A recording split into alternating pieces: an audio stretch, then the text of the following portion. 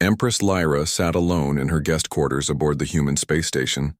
The lights were dim, just how she liked them. Zalarians could see better in low light with their 6 eyes. On the wall in front of her, a blue hologram glowed. It showed information about Nathan Pierce. Venra had done his job well. The file was complete. Nathan's birth certificate, his school records, his military service, his medical history, even pictures of him growing up. Lyra studied them all with great interest. "Computer, display genetic analysis," she commanded. New image appeared. It showed a double spiral of DNA, the basic building block of human life. Next to it was a triple spiral, Zalarian DNA. Parts of both images were highlighted in red. "Impossible," Lyra whispered to herself. The door chimed softly. Lyra waved her hand, and the hologram disappeared. "Enter," she said. "Fleet Admiral Kira." Sloane walked in and bowed deeply. She was the only human officer in the Zalarian fleet. 10 years ago, during the First Contact War, she had fought bravely against Lyra's forces.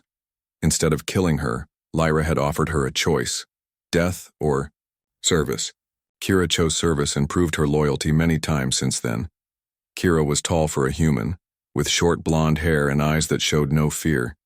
She wore the black uniform of the Zalarian fleet with pride. "Your Majesty requested my presence?" Kira asked. Lyra studied her for a moment. "Yes, I need your human perspective on something." She waved her hand again, and the hologram reappeared. This time it showed only Nathan Pierce's face. "Do you know this man?" Lyra asked. Kira looked carefully at the image. "Guard First Class Nathan Pierce. I've seen him around the station. We've never spoken. May I ask why you're interested in him?" Lyra didn't answer directly. Instead, she asked, "What do humans know about genetic memory? About passing traits across species?" Kira shifted her weight from one foot to the other. This was not what she expected to discuss. "Not much, Your Majesty. Earth scientists believe that certain traits can be passed down through generations, but cross-species genetics is still mostly theoretical. Why do you ask?" Lyra stood up and walked to the window. From here, she could see her own ship docked at the station. The Eternal Vengeance was the pride of the Zalarian fleet. Black and sleek, it looked like a predator ready to strike. "Have you ever heard the name Kralvor?" Lyra asked suddenly. Kira frowned. "Only in whispers, Your Majesty. He was your consort, I believe. He disappeared a century ago. Some say he stole military secrets." "He was more than my consort," Lyra said quietly. "He was created for me. We came from the same genetic line, modified to rule together. Our scientists designed us to be perfect matches.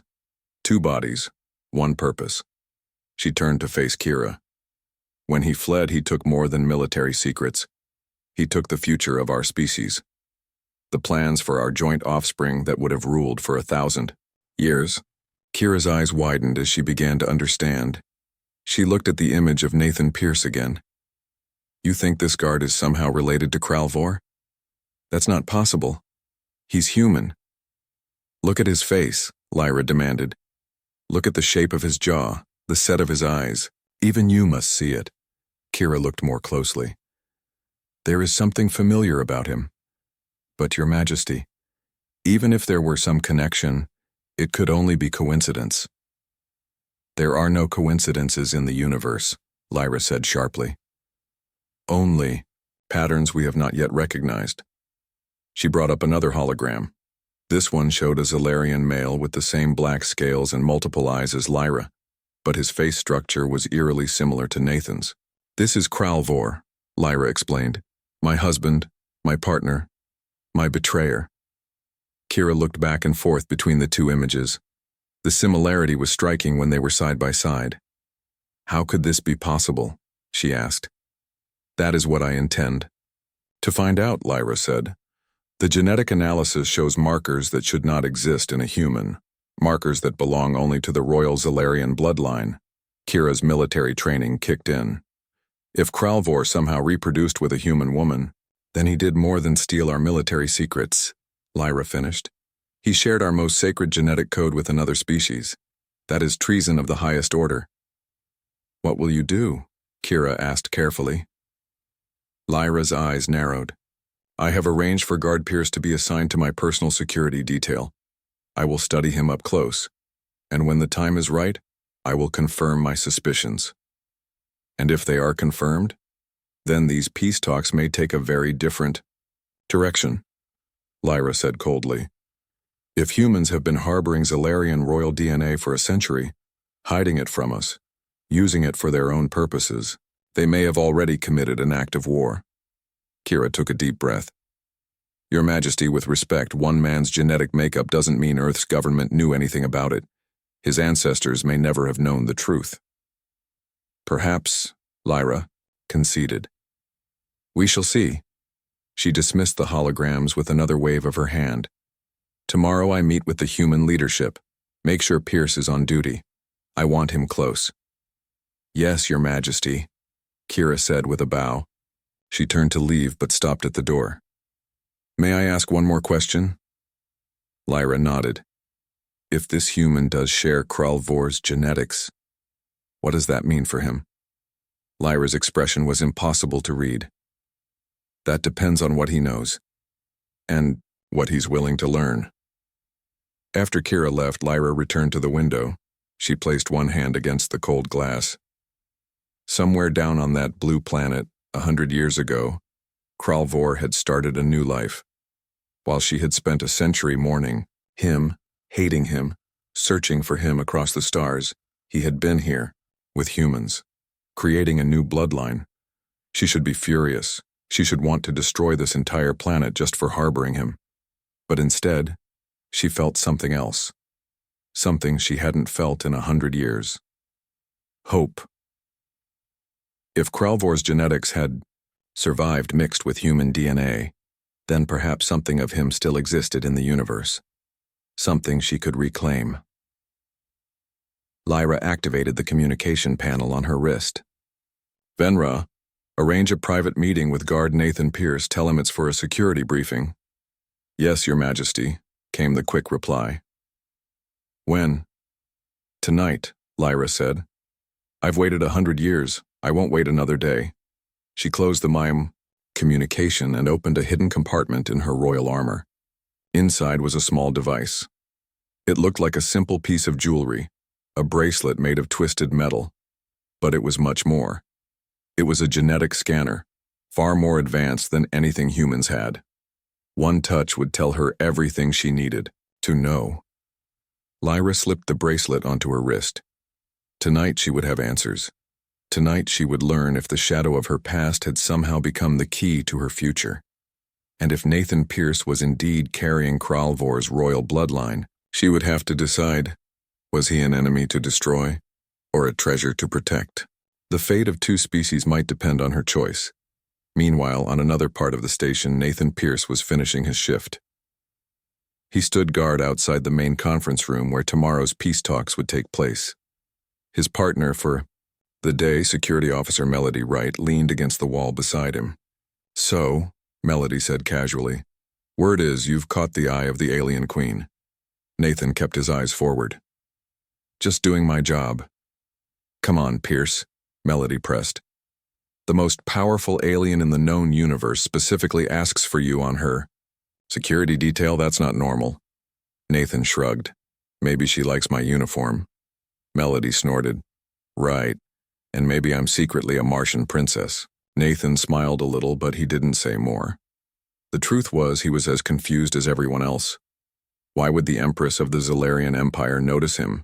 He was nobody special. Just a guard doing his duty. His communication device beeped. He checked the message and frowned. What is it? Melody asked. I've been summoned for a private security briefing with the Empress tonight. Melody's eyes widened. Okay, that's definitely not normal. Tell me about it, Nathan muttered. Maybe she really does like your uniform, Melody said with a smirk. Nathan tried to laugh but couldn't. Something about this situation felt strange, important, like his whole life had been leading to this moment. He remembered his grandmother's stories about the stars, about how his great-grandmother Olivia had met a mysterious visitor from another world. The family had always treated those stories as fairy tales. But now, I have to go prepare, he told Melody. Can you finish the shift? Sure thing, she agreed. Just be careful, okay? These aliens, they play by different rules. Nathan nodded and walked away. As he moved through the station's corridors, he couldn't shake the feeling that his life was about to change forever. And somewhere, deep inside, a memory that wasn't his own stirred to life. Empress Lyra of the Zalarian Empire stood tall and proud at the entrance of her royal shuttle. She had ruled her people for 300 years. In that time, she had won wars against 17 different star systems. Her skin was black like obsidian with scales that shimmered in different colors under the light. Nothing made her afraid. Nothing made her weak. Nothing made her stop in her tracks. Until today. The human space station called Harmony Point floated in Earth's orbit. It was built 5 years ago when humans and aliens first started to talk peace. The station was round and white with blue lights around its edges. Through the large windows, anyone could see Earth below, blue and green and beautiful. Lyra did not care about Earth's beauty. She cared about Earth's resources. She cared about making humans bow to her, just like all the other species she had conquered. That was why she agreed to come to this peace meeting. Not for actual peace, but to learn human weaknesses. Her shuttle connected to the station with a soft hiss. The door opened slowly. Lyra's 6 guards stepped out first, their weapons ready. They wore black armor that covered their scaled bodies. Each carried a gun that could burn through metal. After they checked the area, Lyra prepared to make her entrance. Empress Lyra always entered a room in a way that made everyone notice her. Her head wore a crown of twisted metal with glowing purple stones. Her dress was made of a special fabric that seemed to absorb light. 6 violet eyes scanned the room, missing nothing. Her guards stood on each side of the walkway, creating a path for her. She took 1 step forward, then stopped completely. A human guard stood at the end of the walkway. He wore the blue uniform of Earth's Defense Force. His skin was light brown, his hair short and dark. His eyes looked straight ahead as humans did when important people arrived. He was just doing his job. But Lyra could not move. Her second heart, the one that controlled her emotions, began to beat very fast. The guard's face made her feel like she was falling into a black hole. He looked exactly like someone she knew a very long time ago. "Your Majesty?" A voice broke through Lyra's shock. Diane Miller, the human ambassador, stood nearby. She was a short woman with curly red hair and a worried expression. She wore a simple gray suit with Earth's symbol on her chest. "Is everything all right?" Diane asked softly. She knew that making the alien queen angry could ruin everything. The peace talks were too important to fail because of a mistake. Lyra forced herself to look away from the guard. She had to appear strong. No one could know what she was feeling. "Proceed," she said, her voice cold and flat. The delegation began to move forward again. 12 humans and 8 aliens from other systems stood in a line to greet her. They all bowed their heads as she passed. Lyra barely saw them. Her eyes kept moving back to the guard. He looked so much like Vor. The same strong jaw, the same straight nose, the same way of standing tall and proud. It was impossible. Vor was not human. He was Zalarian, like her. He had been her husband, her partner, her equal, until he betrayed her and ran away 100 years ago. As she walked past the human guard, she watched his face from the corner of her eyes. He did not look at her directly. That was good. If he had, she might have lost control completely. Venra, her chief intelligence officer, walked just behind her. He was smaller than the other Zalarians, with scales that looked almost gray instead of black. But his mind was sharp and he missed nothing. Lyra made a small hand gesture that only Venra would understand.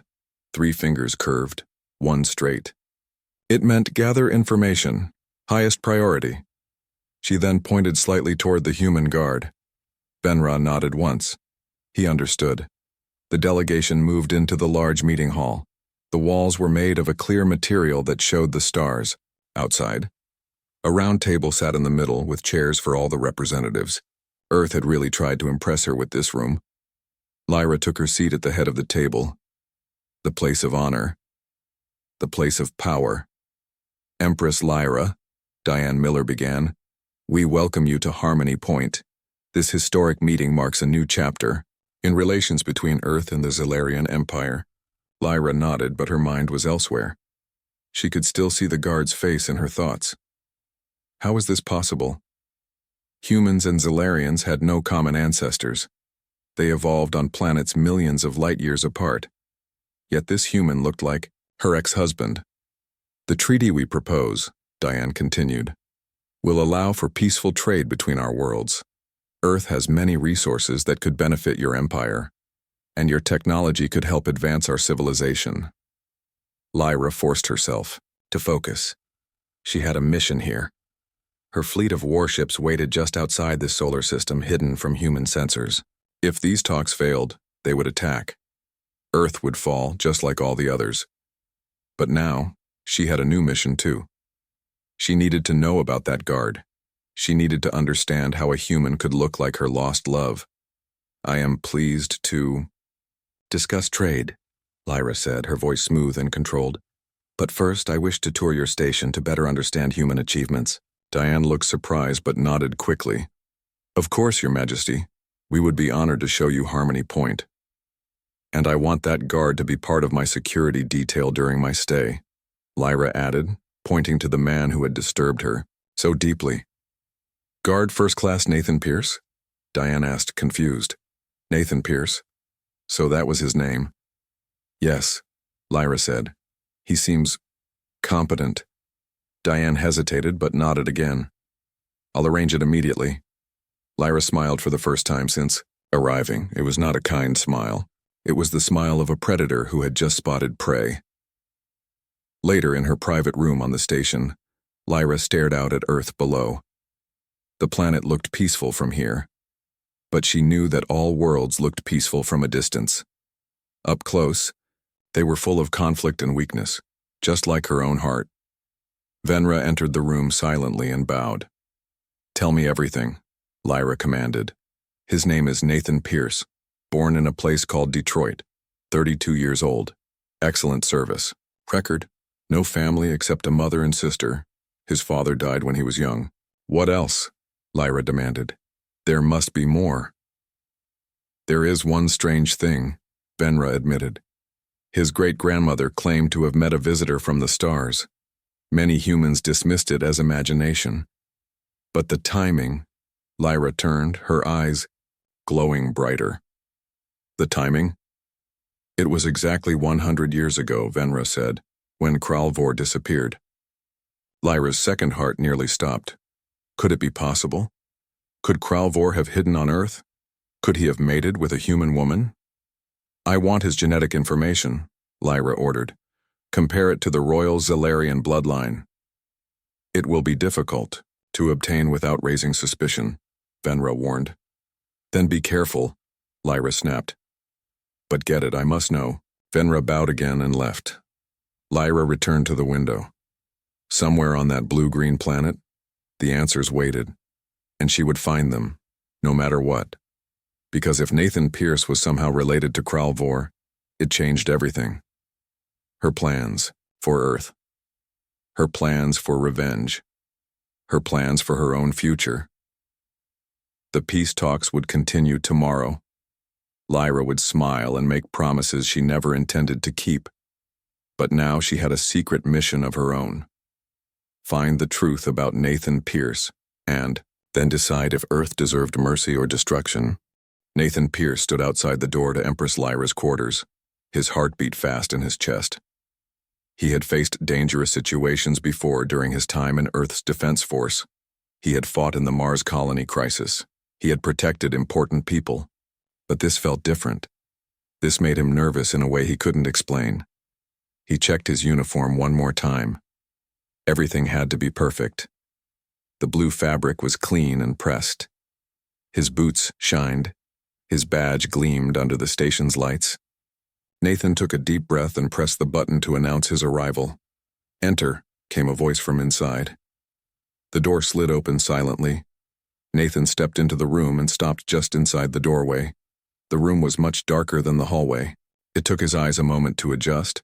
Empress Lyra sat on a large chair that looked like a throne. She wore different clothes now, not the formal dress from earlier. This outfit looked more like armor, black and fitted to her body, with purple lines that seemed to glow. Her crown was gone, showing the smooth scales on her head. "Guard Pierce," she said. "Thank you for coming." Nathan stood at attention. "Your Majesty, I was told you requested a security briefing." "Yes," Lyra said. She studied him with all 6 of her violet eyes. "But first I have some questions for you." Nathan nodded. "I'll answer if I can, Your Majesty." "Your family," Lyra began. "Tell me about them." The question surprised Nathan. He had expected to discuss security protocols or tomorrow's meeting. "My family, Your Majesty?" "Yes, your ancestors." "Where do they come from?" Nathan shifted his weight slightly. "My mother lives in Michigan. That's a region on Earth. My father died when I was young. I have a sister who works as a doctor in another city." "And before that," Lyra pressed, "your grandparents, great-grandparents?" Nathan frowned. Why would the alien empress care about his family history? "My grandmother lives in a retirement community in Florida, another Earth region. My grandfather died before I was born. My great-grandparents all passed away long ago. Did any of them ever speak of visitors? People who came from somewhere else?" A chill ran down Nathan's spine. He remembered his grandmother's stories, the ones he had thought about earlier. "My grandmother used to tell stories," he said slowly, "about my great-grandmother Olivia. She claimed that Olivia met someone from the stars one winter, a visitor who stayed for a while and then left in the spring." Lyra leaned forward, her interest clear. "And did this visitor have a name?" Nathan shook his head. "Not that I recall. We all thought they were just stories, fairy tales." "When did this supposedly happen?" Lyra asked. Nathan thought for a moment. "About 100 years ago, I think. My great-grandmother would have been young then." Lyra stood up suddenly. She walked toward him slowly, her movements graceful but intense. She circled him, looking at him from all angles. Nathan stayed still, but his heart beat even faster. "Your face," Lyra said quietly. "It reminds me of someone I once knew."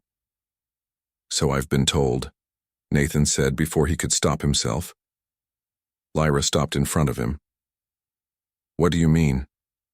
Nathan hesitated, then decided to tell the truth. "When I was first assigned to the diplomatic corps, one of the alien representatives, a Centaurian, said I looked like someone they had seen before. Someone important." "And what did you think of that?" Lyra asked. "I thought they were confused.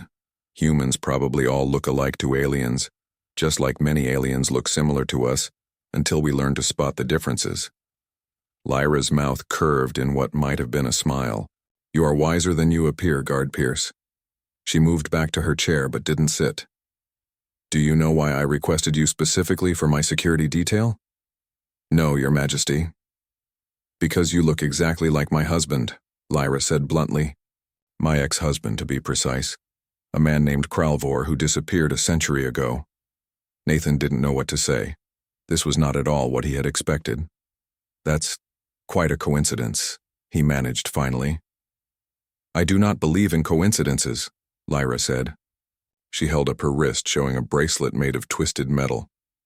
"This device can scan genetic information. With your permission, I would like to test a theory." Nathan took a step back. "What kind of theory?" "I believe that the visitor from the stars in your family stories was Kralvor. I believe he came to Earth after he left me. And I believe he may have started a family line that led to you." Nathan's mind raced. This couldn't be possible. He was human, completely human. How could he be related to an alien? "With all due respect, Your Majesty, that's impossible. I'm human." "Are you?" Lyra asked. "Completely? Have you never felt different? Never had dreams of places you've never seen? Never known things you shouldn't know?" Nathan wanted to deny it, but he couldn't. All his life, he had dreamed of strange worlds with purple skies. He had always been able to see better in the dark than his friends, and sometimes he just knew things, like which stars had planets around them, even before scientists discovered them. "This is crazy," he said softly. "Let me scan you," Lyra insisted. "If I am wrong, no harm done. If I am right, it changes everything." "Changes what?" "The relationship between our species, the future of the peace talks, perhaps the future of the galaxy." Nathan hesitated, then he held out his hand. "Okay, do the scan." Lyra moved closer. She placed her bracelet against his skin. It felt cool to the touch. A soft purple light glowed between the metal and his arm. For a moment, nothing happened. Then the bracelet made a high-pitched sound. Lyra pulled back, looking at the small display on the device. Her 6 eyes widened. "By the ancient stars," she whispered. "What is it?" Nathan asked, suddenly afraid. "You carry the royal Zalarian gene sequence," Lyra said, her voice filled with wonder. "Not all of it. It has been diluted by generations of human DNA, but the core elements remain, the parts that make us who we are." Nathan felt dizzy. He reached out to steady himself against the wall.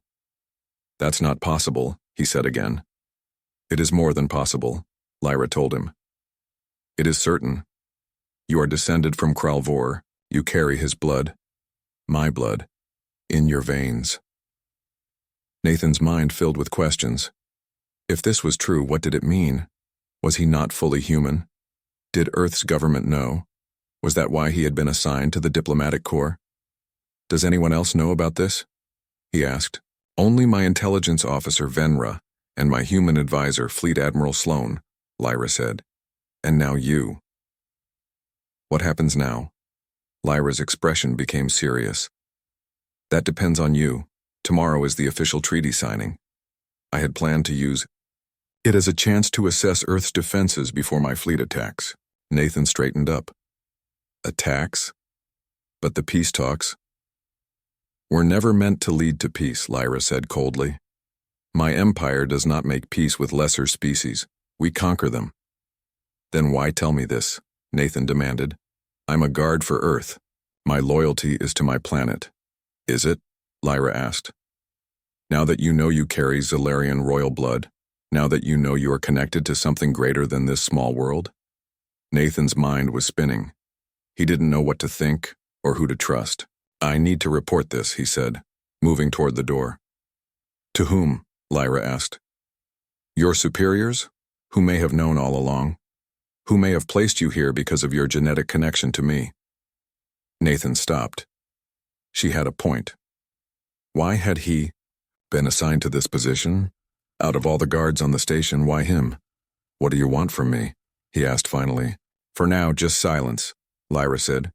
"Continue your duties tomorrow. Watch, listen, learn who knows what. And when the time comes, decide where your true loyalties lie." Nathan looked at her for a long moment. Then he nodded once and left the room. Outside in the corridor, he leaned against the wall, trying to process everything he had just learned. His whole life, his whole identity, had just been called into question. He wasn't who he thought he was, or maybe he was more. The next morning, Nathan reported for duty as usual. He was assigned to the main conference room where the treaty signing would take place. High-ranking officials from Earth and several other allied planets filled the room. They talked in excited voices about the historic peace treaty with the Zalarian Empire, a peace treaty that Lyra had no intention of honoring. Nathan stood at his post, watching everything with new eyes. Who knew the truth? Who was using him? Ambassador Miller entered with her team. She smiled at Nathan as she passed. Did she know? Was her friendly manner just an act? Fleet Admiral Kira Sloan entered next. She wore her Zalarian uniform proudly. Her eyes met Nathan's briefly. She knew. He could see it in her face. "Nervous about the big day?" Melody Wright asked, taking her position beside him. "A little," Nathan admitted. "Don't be," Melody said. Just another day guarding important people while they make important decisions. Nothing we haven't done before. But it wasn't just another day. Nothing would ever be the same again. The room fell silent as Empress Lyra entered with her delegation. She wore her full royal armor now, black and purple, with her crown of twisted metal. She looked powerful, dangerous, beautiful in an alien way. Her eyes found Nathan immediately. A silent message passed between them. Ambassador Miller stepped forward. Empress Lyra, we welcome you to this historic occasion. The signing of this treaty marks the beginning of a new era of peace between Earth and the Zalarian Empire. Lyra smiled, but it didn't reach her eyes. Indeed, a new relationship between our peoples. The treaty lay on the table between them, a simple document that promised peace but might actually lead to war, unless. The conference room fell silent as Nathan Pierce walked forward. Every eye watched him, human and alien alike. Nathan kept his back straight and his face calm, just as his training had taught him. But inside, his heart was racing. Guard Pierce, Ambassador Miller said quietly, please return to your post. Nathan hesitated. He looked at Miller, then at Empress Lyra. Two leaders, two worlds. And somehow he was connected to both. I believe the guard should stay, Lyra said. Her voice was smooth but firm. No one argued with that voice. Miller's face showed concern, but she nodded. As you wish, Your Majesty. Nathan stood beside the large table where the treaty lay. He felt exposed without his partner Melody backing him up. Melody watched from her position by the door, her expression confused. This human, Lyra announced to the room, carries something unexpected in his blood. Something that should not be possible. Whispers spread through the room. Nathan saw Fleet Admiral Kira Sloan shift uncomfortably in her seat among the Zalarian delegation. What are you suggesting, Empress Lyra? Asked General Howard, Earth's military representative. He was an older man with gray hair and a face that showed years of tough decisions. Lyra moved closer to Nathan. I am suggesting that our species may already be connected in ways none of us understood until now. She reached into a pocket in her armor and pulled out a small, sharp knife. Before anyone could react, she sliced her own palm. Blue liquid, Zalarian blood, welled up from the cut. Security officers around the room tensed. Several reached for their weapons, but Lyra made no threatening moves. Your Majesty, Miller exclaimed. What are you doing? Lyra ignored her. She looked directly at Nathan. Show them, she said softly. Show them who you really are. Nathan didn't know what to do. Part of him wanted to run from the room. Part of him felt like this moment had been waiting for him his whole life. Slowly, he held out his hand. Lyra moved with lightning speed. Her knife flashed, cutting Nathan's palm before anyone could stop her. Red blood appeared on his skin. This is assault, General Howard shouted, standing up. Guards, take the Empress into custody. Wait, Nathan called out. His voice was louder than he intended. Everyone stopped. Lyra grabbed Nathan's cut hand and pressed it to her own. Their blood mixed, red and blue together. And then something amazing happened. Where their blood touched, it began to glow. A soft purple light shimmered between their hands. Genetic resonance, Lyra said triumphantly. The blood recognizes itself even across species. Gasps filled the room. Nathan stared at his hand in shock. The cut didn't hurt anymore. In fact, it was already healing much faster than a normal wound would. What is happening? Miller asked, her voice barely above a whisper. A demonstration of truth, Lyra replied. She released Nathan's hand and turned to face the room. This human carries Zalarian royal DNA, specifically the DNA of my former husband, Prince Kralvor, who disappeared from our world a century ago. The room erupted in confusion. People talking over each other, some standing, others demanding explanations. Nathan looked at his hand. The cut was completely healed now, leaving only a thin purple line where it had been. Is this true? Miller asked him directly. Nathan took a deep breath. I don't know. Until yesterday I thought I was completely human, but he held up his healed hand. This isn't normal. General Howard pushed his way forward. If this is some kind of Zalarian trick, it is no trick, Lyra interrupted. Your scientists can verify it themselves. This human's DNA contains markers that exist only in the Zalarian royal bloodline, markers that should be impossible for a human to carry naturally. How? Miller asked. How could this happen? Lyra looked at Nathan. Tell them what you told me, about your family history. All eyes turned to Nathan again. He felt strange standing there, not as a guard, but as the center of attention. But he knew he had to speak. My grandmother used to tell stories, he began, his voice growing stronger as he spoke. Stories about my great-grandmother, Olivia Pierce. She lived in a rural area of Michigan. One winter, about 100 years ago, a strange visitor came to their farm during a meteor shower. Nathan paused, remembering the stories he had heard as a child. The visitor stayed until spring. My grandmother said he had eyes like twilight stars and knew things about the universe that no one else knew. When he left, my great-grandmother discovered she was pregnant. That child was my grandfather. Are you suggesting, General Howard said slowly, that this visitor was Prince Kralvor of the Zalarian Empire? Yes, Lyra answered for him. After Kralvor fled our world with stolen military secrets, he must have found refuge on Earth. He took a human form. Our species can adapt our appearance for short periods and lived among humans. Why would he do that? Miller asked. To hide, Lyra said simply. To escape punishment for his crimes. Or perhaps for other reasons. She looked at Nathan again, her expression softer than before. What does this mean for the treaty? Asked another human delegate. For our relations with the Zalarian Empire? Lyra turned to face the full assembly. It means everything must change. I came here prepared to assess your world for conquest. I will not deny this. The Zalarian Empire does not make peace with species we consider lesser than ourselves. Shocked murmurs filled the room. Earth's delegates looked at each other in alarm.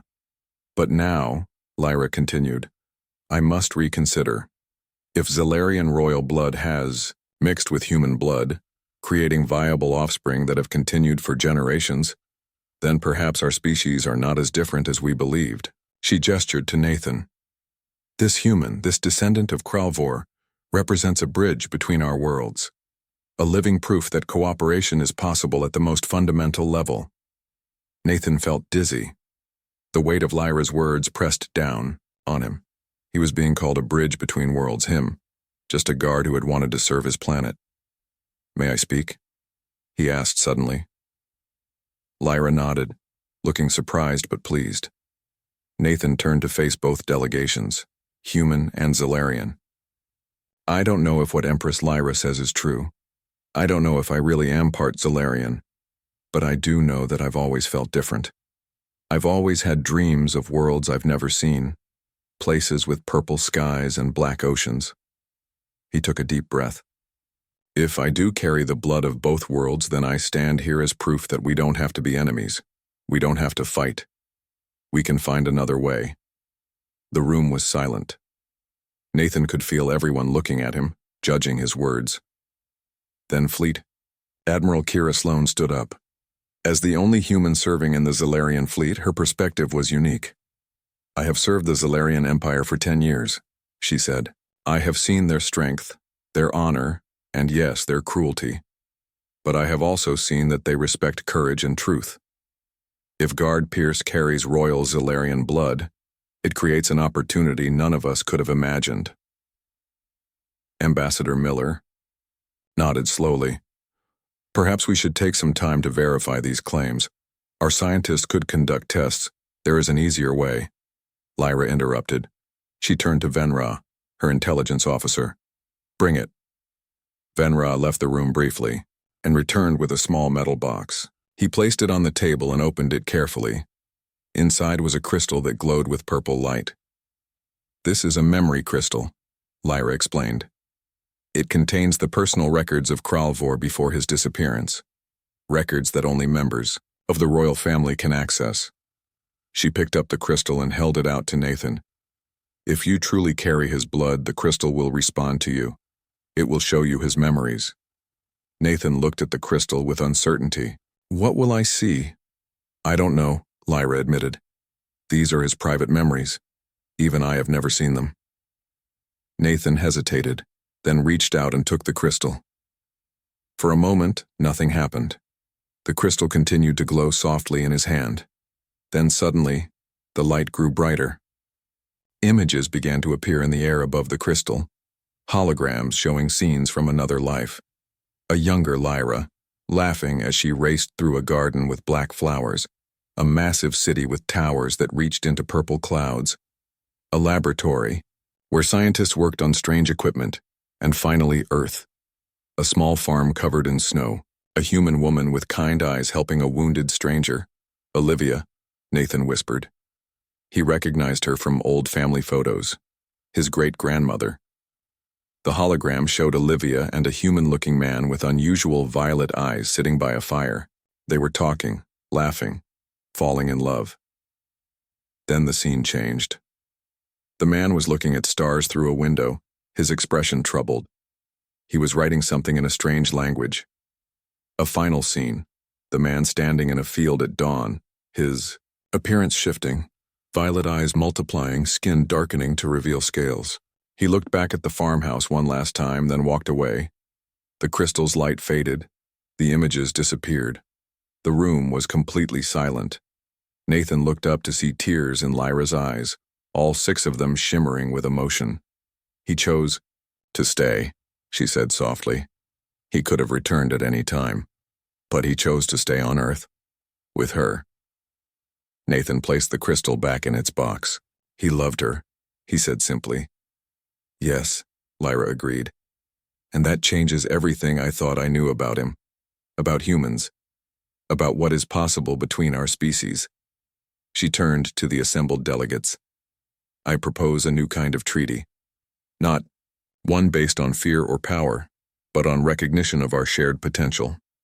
Through Guard Pierce, through Nathan, we have discovered a connection that transcends our differences.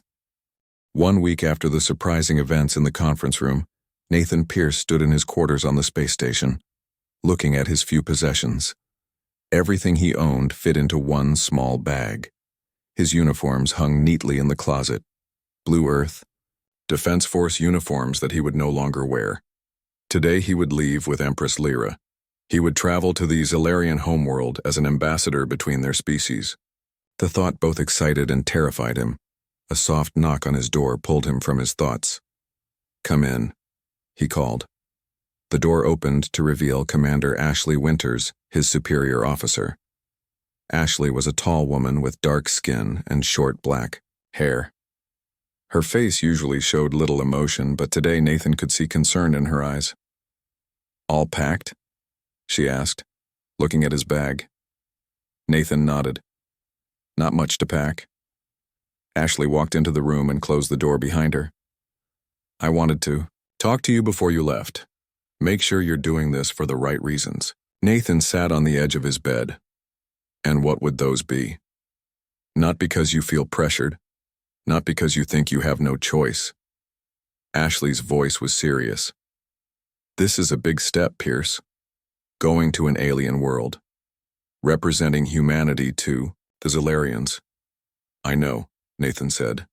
But after everything that's happened, after what we learned about my DNA, it feels right. Like this is what I'm supposed to do. Ashley studied him for a moment. The genetic tests confirmed it, you know. Our scientists found the same thing Lyra did. You carry DNA markers that aren't human. About 12% of your genetic makeup is something else. Zalarian, Nathan said. The word still felt strange in his mouth. Royal Zalarian, apparently. Does that scare you? Ashley asked. Nathan thought about it. A little. But it also explains a lot. The dreams I've always had. The way I can see in the dark better than most people. The feeling that I belong somewhere else. He looked up at Ashley. Did you know? When you assigned me to the diplomatic corps, did you know about my DNA? Ashley shook her head. No, we chose you because you had an excellent record, because you stayed calm under pressure, because you understood diplomacy. She paused. But now I wonder if someone higher up knew, if they placed you here on purpose.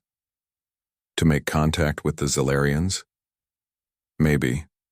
Or maybe it really was just chance. Ashley sat beside him. Either way, you're now in a position no human has ever been in before. You'll have access to Zalarian technology, culture, knowledge, things we've been trying to understand for years. Nathan knew what she was suggesting. You want me to spy for Earth? I want you to remember where you came from, Ashley corrected him. You may carry Zalarian DNA, but you were raised human. You grew up on Earth. Your loyalty should be to your home. And if my home turns out to be more complicated than I thought? Nathan asked. Ashley didn't answer right away. Finally, she said, just be careful, Pierce. The Zalarians aren't known for their kindness or patience. Empress Lyra has ruled through fear and strength for centuries. Don't let your guard down just because she's suddenly interested in peace. I won't, Nathan promised. I'll be careful. Ashley stood up. Your shuttle leaves in an hour. The senior staff will see you off at the main docking bay. She turned to go, then stopped at the door. Good luck, Pierce. Whatever happens, make us proud. After she left, Nathan finished packing. He placed his personal items in his bag, photos of his mother and sister, his grandfather's watch, a small rock from the farm where his great-grandmother had lived. These small pieces of Earth would go with him to the stars. An hour later, Nathan stood in the main docking bay.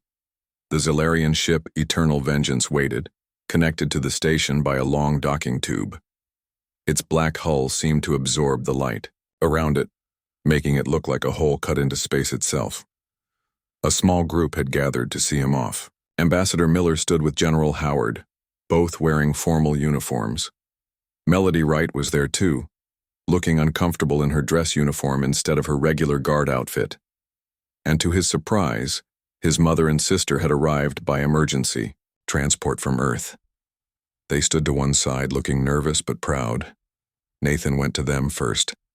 His mother, Grace Pierce, had tears in her eyes. She was a small woman with graying hair and the same brown eyes as Nathan. I still can't believe this, she said, hugging him tightly. My son going to another world. I'll be back, Mom, Nathan assured her. This isn't goodbye forever.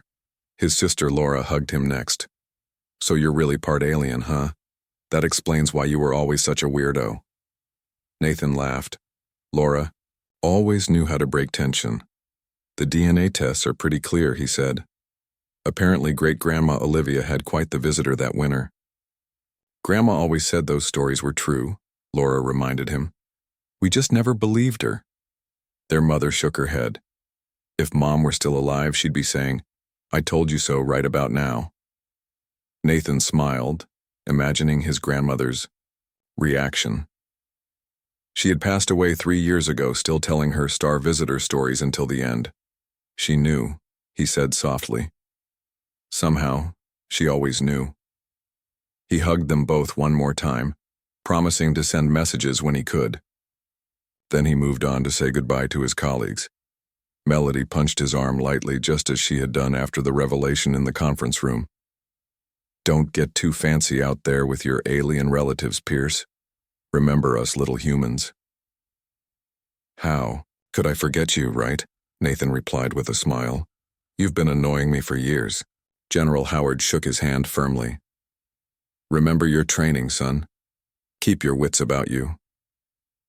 Ambassador Miller was last. This treaty represents a new beginning for Earth and the Zalarian Empire, she said formally. Your role as a bridge between our species cannot be overstated. I'll do my best, Ambassador, Nathan promised. The docking bay doors opened. Empress Lyra entered with Fleet Admiral Kira Sloan and 2 Zalarian guards. Lyra wore her full royal armor, though her expression seemed less severe than when she had first arrived at the station. It is time, Nathan Pierce, she announced. My ship departs in 20 minutes. Nathan nodded. He picked up his bag and turned to face his friends and family one last time. See you all soon, he said, trying to sound confident. Then he walked across the docking bay to join Empress Lyra. "Are you ready?" she asked him quietly. "As ready as I can be," he replied honestly. Lyra turned and led the way into the docking tube. Nathan followed, with Kira and the guards behind him. The tube was long and transparent, giving a clear view of space outside. Earth hung below them, blue and beautiful. "Your world is quite striking," Lyra commented, noticing his gaze. "Very different from Zelaria, but beautiful in its own way." "Will I like your world?" Nathan asked. "It may seem strange at first," Lyra admitted. "The gravity is slightly stronger. The air has more oxygen. The light from our sun is redder than yours, but I think you will find it familiar in ways you cannot yet understand." They reached the Zellarian ship. Inside, the corridors were dark, lit only by purple and blue lights along the floor and ceiling. The walls seemed to be made of some kind of black metal that absorbed sound. Nathan's footsteps were completely silent as they walked. Solarian crew members stopped and bowed as Lyra passed. They looked at Nathan with curious multiple eyes, clearly aware of who and what he was. Lyra led him to a large chamber near the center of the ship. Unlike the rest of the vessel, this room was filled with light and color. Plants with strange shapes and vibrant colors grew everywhere. In the center was a three-dimensional star map, a hologram showing thousands of stars and planets. "This is the heart chamber," Lyra explained. "A piece of Zelaria that travels with us. These plants are from our homeworld. The air here is exactly like our atmosphere." Nathan breathed deeply. The air smelled sweet and rich, like nothing he had experienced before.